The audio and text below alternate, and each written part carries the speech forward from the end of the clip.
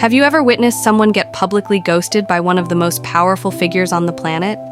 Because that's exactly what unfolded for Prince Harry when Donald Trump swept into Windsor Castle like a political wrecking ball. And let's be clear, this wasn't a slip of the tongue or a diplomatic misstep. No, this was intentional, calculated, and razor-sharp. The silence itself spoke louder than any insult. On that day, with cameras flashing and the world watching, Trump heaped praise on King Charles and showered compliments on Prince William. But Harry? Not even a passing mention. It was as if he didn't exist. Now pause for a moment. This was a global broadcast, every word meticulously vetted and scripted. Trump isn't a man known for subtlety, yet here he chose silence. A silence so deliberate it landed harder than any insult ever could. This wasn't just shade. This was a total blackout.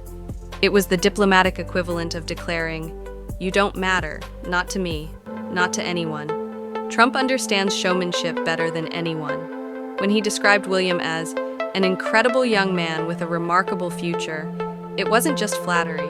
It was a coronation of sorts, delivered by the former leader of the free world. And Harry? He was left standing in the background, erased in real time. Imagine how that must have felt. This is the same Harry who once dominated headlines, the rebellious royal who captured global attention. Now he's treated like a forgotten celebrity no one bothers booking anymore. And the cold truth? This isn't just a UK story. Even in America, the very country Harry chose to call home, the love isn't there. In fact, it's quite the opposite. Late-night hosts roast him for laughs. Executives at Spotify branded him a grifter. Major companies won't touch his name when it comes to brand deals. That matters, because Harry has staked his entire future on America. It's where he and Meghan are raising their children, trying to build their empire, and attempting to cash in on their royal status. But what happens when the country you're betting on simply shrugs its shoulders? When a powerful figure like Trump publicly brushes you off and no one even blinks, it signals one brutal reality. Your relevance is slipping, fast. And let's not pretend this was the first time Trump has taken a swipe at Harry. But this time, it was the cleanest cut of all. No insults, no ranting, just silence. A surgical strike that hit harder than words ever could. And say what you will about Trump, he knows how to land a blow. This time, he hit Harry right where it hurts most.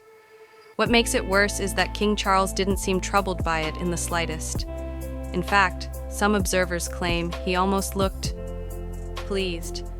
Watch the footage closely. At first, Charles keeps his gaze low, a faint smirk tugging at his mouth. But the moment Trump starts praising William, Charles looks up, right at his younger son, as if to say, "See? This is who matters now." That small gesture spoke volumes. It was pride for William, but it was also confirmation that the spotlight has officially shifted. And so Harry finds himself stuck in limbo. Unwelcome in Britain, unremarkable in America, and now publicly dismissed by a man who didn't even need to raise his voice to diminish him. Not long ago, the world watched Harry march behind the Queen's coffin, shrouded in global sympathy. Now he's walking alone, while even his own father turns away. But the fallout didn't stop in Windsor. It rippled across the Atlantic. Harry's reputation in the US, already fragile, suffered another heavy blow. Once hailed as the charming outsider who defied tradition, Harry is now the punchline of late-night jokes. Behind the scenes, executives steer clear. One high-level Spotify insider famously branded him a faffing grifter, a label that has stuck like glue. The business deals? They're drying up. Take Netflix, for example. That multi-million-dollar contract that once looked like Harry's golden ticket? It's been quietly scaled back, redirected to focus almost entirely on Meghan. Executives reportedly see little value in Harry's solo projects. His personal pitch for a polo-themed show left gathering dust at the very bottom of Netflix's interest list. And it's not hard to see why. There's no buzz, no audience, and no spark left in his brand. Even Invictus, the veterans' sporting event once seen as Harry's crowning post-royal achievement, is slipping away. Whispers suggest that insiders are considering replacing him altogether. Names like David Beckham and Zara Tindall are being floated, respected figures without the baggage. If Invictus distances itself, Harry's network of allies shrinks to almost nothing. Charities in Britain have already stepped back. American nonprofits don't want the association. Even Archewell, the foundation Harry and Meghan launched with so much fanfare, is now seen as little more than an empty shell. Some insiders call it a smoking ruin. Others are even blunter. It's dead. Public opinion reflects the same decline. Surveys show Harry's favorability sinking on both sides of the Atlantic. Even in California, the land of reinvention where he was supposed to thrive, his image has soured. The same progressives who once rallied behind him now see him as privileged, petulant, and out of touch. His constant narrative of being the spare no longer tugs at heartstrings. It just feels exhausting, especially in a country that idolizes grit and reinvention. Meanwhile, Meghan appears to be quietly repositioning herself. Carefully, strategically. She's stepping into solo projects and slowly crafting an independent narrative. PR experts say the distance between them is becoming noticeable.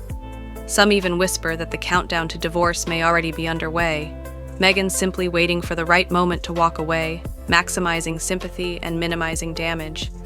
If that happens, where does it leave Harry? Alone in Montecito, surrounded by palm trees and silence. The palace has shut its doors. The American dream is cracking, and even public empathy, the one thing he could once rely on, is vanishing. Harry once had the rare chance to redefine his legacy on his own terms. Instead, he's edging closer to the fate he feared most, irrelevance. And the cruelest twist? The quiet betrayal came not from comedians or critics, but from his own father. During Trump's glowing words for William, Charles didn't flinch. He didn't defend. He didn't shift the focus. He simply let it happen. Some saw relief in his expression. Others saw vindication. But the message was clear. Charles is perfectly fine with Harry being sidelined, and why wouldn't he be? For years, Harry dragged the royal family into the global spotlight, airing their dirty laundry through books, interviews, and Netflix specials. Charles never lashed out. He simply waited. And in that silent moment, as Trump elevated William, Charles spoke louder than any statement. Harry's exile is no longer just personal. It's symbolic. From once being third in line to the throne, Harry is now fifth, and slipping further as William's children grow. Some royal commentators have even speculated about rewriting succession laws. Removing Harry altogether might be unlikely, but the fact that such talk exists at all speaks volumes. Because, let's be honest, can anyone seriously picture King Harry and Queen Meghan ruling the monarchy? The very idea terrifies royal traditionalists.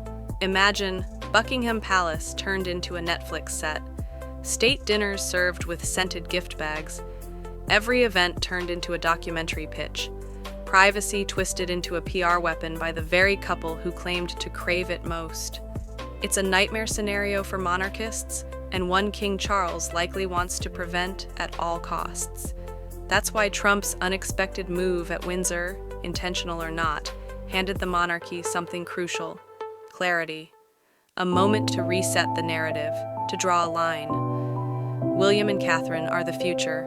They are the continuity, the stability, and the safe hands to carry the crown forward. And while they've faced their own share of criticism, they've never turned against the very institution that defines them. And in a monarchy built on tradition, loyalty matters most, because for all the pomp and spectacle, the crown survives on one thing above all else: trust. And right now, Prince Harry has never looked further away from it. And just to add, royal insiders say Charles is doubling down on strengthening William's role, ensuring that every public moment reinforces the line of succession. Meanwhile, Harry's name? It hasn't appeared in official palace briefings in months.